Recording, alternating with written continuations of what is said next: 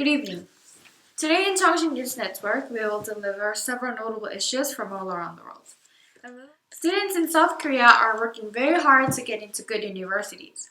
Our reporter Yejang will cover this topic in detail.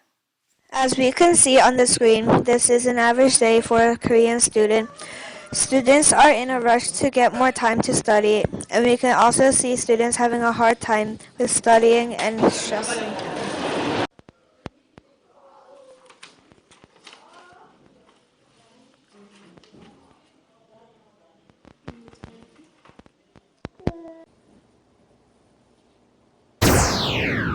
Conversation between North and South Korea with regards to the reunification process has recently resumed. To hear more about this present news, we invited an expert to the studio. Good evening, Professor Erika Park. Good evening. So why do you think the reunification process between the two countries has shown very little progress so far? Well, as far as I've analyzed, firstly, the lack of communication between both countries seems to be the major problem. Communication is a very important mean for compromising between countries. However, it seems like there was not much conversation here. And secondly, the financial gap between North and South Korea is considered being the most serious. The economy system between both countries has widened the economy gap, and because South Korea is in a more superior economy state than North Korea, South Korea will have to put much effort to reduce the gap, which will not be as easy as said. Okay, so considering the status quo that the two leaders are meeting together and having this conversation, and this can be interpreted as showing some kind of inclination to compromise, so what is your opinion and future prospects toward this issue?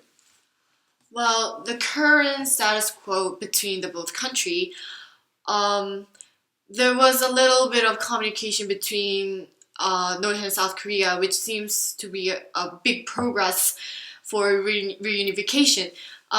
There will be a brighter future for the both countries.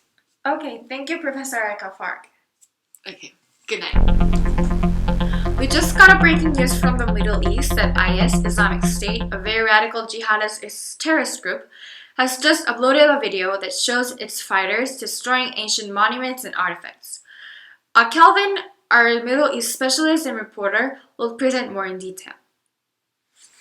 Hello, I'm Kelvin, the reporter of CNN.